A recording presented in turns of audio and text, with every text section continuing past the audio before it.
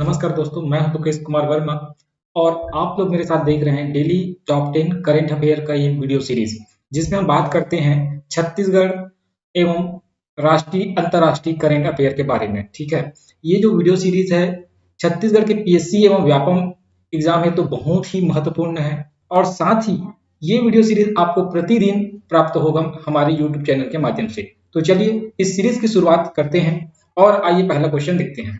तो चलिए पहला क्वेश्चन स्टार्ट करते हैं। विश्व की सबसे ऊंची प्रतिमा जिसका नाम विश्वास स्वरूप है, का लोकार्पण किस स्थान पर किया गया? ठीक है, हमको उस स्थान के बारे में बताना है जहां इस शिव प्रतिमा है, विश्वास स्वरूप एक जो शिव प्रतिमा है, इसका स्थापना अभी हाल ही में किया गया, इसका लोकार्पण, उसके बारे में हमको बताना है। तो ऑप्शन दिया हुआ है राजस्थान, दूसरा ऑप्शन है गुजरात, तीसरा ऑप्शन है महाराष्ट्र और चौथा ऑप्शन है आपका मध्य प्रदेश। तो चलिए देखते हैं। तो ये जो प्रतिमा है इसका जो लोकार्पण है ना राजस्थान में किया गया। कहाँ किया गया है? राजस्थान पर किया गया। तो आप स्थान याद रखेंगे राजस्थान पर। इसके बारे में और डिटेल देख लेते हैं। तो ये जो है विश्व की सबसे ऊंची प्रतिमा है। ठीक है, इसकी जो ऊंचाई है 359 फीट है, 359 फीट है। ठीक है, और इसको राजस्थान के नाथ द्वारा में गणेश टेकरी पहाड़ी पर इसका लोकार्पण किया गया। चलिए दोस्तों सेकंड क्वेश्चन की ओर बढ़ते हैं। हमारा दूसरा क्वेश्चन है आज का, छत्तीसगढ़ के बस्तर में प्रचलित गौर नृत्य का अन्य नाम क्या है?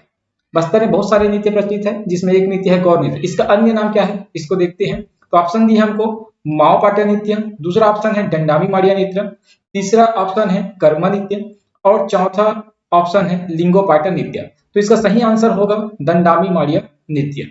ठीक है, इसको दंडामी माड़िया जनजातियों के द्वारा किया जाता है, इसीलिए इस नृत्य को दंडामी माड़िया नृत्य के नाम से भी जानते हैं। ठीक है, इसके बारे में और देख लेते हैं डिटेल। इस नृत्य में युवक अपने सिर पर गौर नामक पशु के सींग से बना मुकुट कोकोटा पहनते हैं, जो कोड़ियों और जिसमें जो है कौड़ियां लगी होती है और कलगी लगी होती है, ठीक है, उसे सजाया जाता है और इसे पहनकर क्या किया जाता है? नृत्य किया जाता है। ये छत्तीसगढ़ का बहुत ही प्रचलित नृत्य है और जनजातियों से रिलेटेड क्वेश्चन हर साल एग्जाम में आपको देखने को मिलेगा। तो उस हिसाब से ये क्वेश्चन अभी, क्योंकि अभी आदिवासी नृत्य होने वाले हैं हमारे छत्तीसगढ़ में, इसलिए क्वेश्चन बहुत ही महत्वपूर्ण है, अब इसको याद रखेंगे। ठीक है, अब अगले प्रश्न की ओर बढ़ते हैं।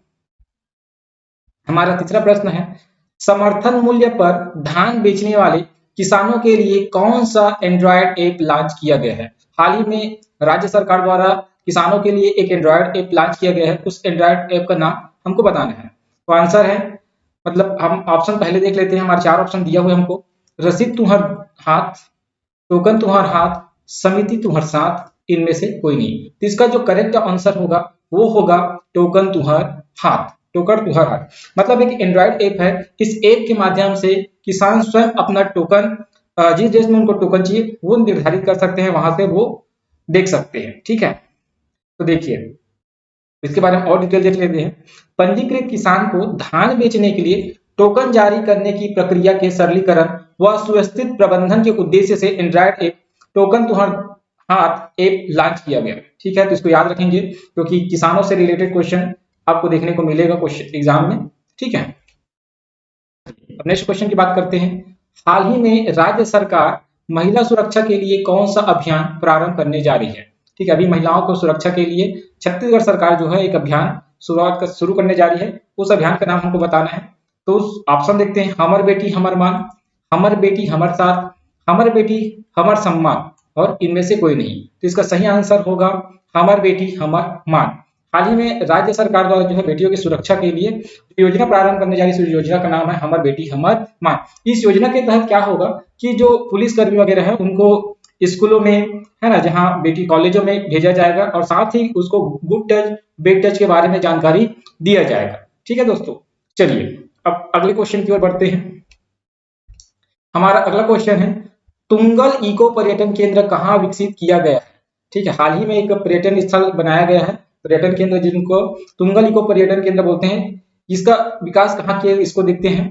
तो इसको जो विकसित किया गया है इसमें ऑप्शन देखते हैं, सुकमा, बीजापुर, नारायणपुर और दंतेवाड़ा, चार ऑप्शन दिया हुआ है। तो इसका सही आंसर जो है सुकमा होगा। तो ये जो है सुकमा जिले से 3 किलोमीटर की दूरी पर तुंगल बांध है, उस तुंगल बांध को पर्यटन केंद्र के रूप में विकसित किया गया था। इस बांध को सिंचाई के लिए बनाया गया था, ठीक है। अभी वर्तमान में इसको पर्यटन केंद्र के रूप में विकसित किया गया। इस बांध का निर्माण जो है 1980 में किया गया था। नेक्स्ट क्वेश्चन देखते हैं। क्वेश्चन नंबर 6वां है, छत्तीसगढ़ लौह शिल्पकार बोर्ड के नए अध्यक्ष किसे नियुक्त किए गए? हाल ही में अभी बहुत सारे अध्यक्ष की नियुक्ति हुआ है, ठीक है, अलग अलग डिपार्टमेंट से। तो देखते हैं कि जो लौह शिल्पकार बोर्ड के अध्यक्ष किसे नियुक्त किए गए। हमारे ऑप्शन है केपी खांडे, दूसरा ऑप्शन है तरुण बिजौर, तीसरा ऑप्शन है लोचन विश्वकर्मा, चौथा ऑप्शन है सतीश जग्गी। तो इसका सही आंसर होगा लोचन विश्वकर्मा। अब इसको याद रखने का बहुत ही आसान तरीका है, क्योंकि लोहे का काम जनरली आप लोहार विश्वकर्मा लोग को देखते हैं, ठीक है, तो उनसे रिलेटेड अगर क्या ऐसा इसको याद रखते हैं, लोचन विश्वकर्मा। और देखते हैं, ठीक है, तो अनुसूचित जाति आयोग के जो अध्यक्ष बनाया गया केपी खांडे को बनाया गया है। छत्तीसगढ़ चर्म शिल्पकार बोर्ड के अध्यक्ष तरुण बिजौर को बनाया गया। सिरपुर विकास प्राधिकरण के अध्यक्ष सतीश जग्गी को बनाया गया और छत्तीसगढ़ लौह शिल्पकार बोर्ड के अध्यक्ष लोचन विश्वकर्मा को हाल ही में बनाया गया। तो इस क्वेश्चन को आप याद रखेंगे, क्योंकि अध्यक्ष की नियुक्ति से संबंधित क्वेश्चन आपको जनरली देखने को मिलता है। चलिए 7वां क्वेश्चन की ओर बढ़ते हैं। तो 7वां क्वेश्चन है हमारा, संयुक्त राष्ट्र सुरक्षा परिषद की आतंकवाद विरोध समिति की बैठक कहां आयोजित की जाएगी? तो ऑप्शन देखते हैं, दिल्ली, दूसरा ऑप्शन है मुंबई, तीसरा ऑप्शन है कलकत्ता और चौथा ऑप्शन है आ एवं ब।